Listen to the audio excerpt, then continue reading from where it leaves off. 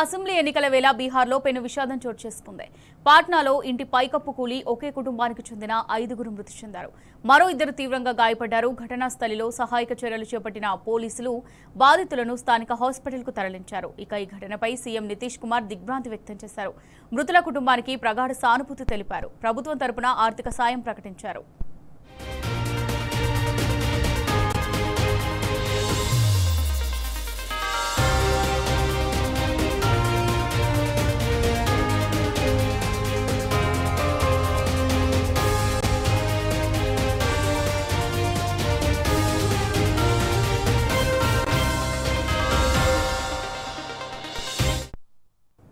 Assembly ఎన్నికల వేళ బీహార్లో పెను విషాదం చోటు చేసుకుంది. పాట్నాలో ఇంటి పైకప్పు కూలి ఒకే కుటుంబానికి చెందిన 5గురు మృతి చెందారు.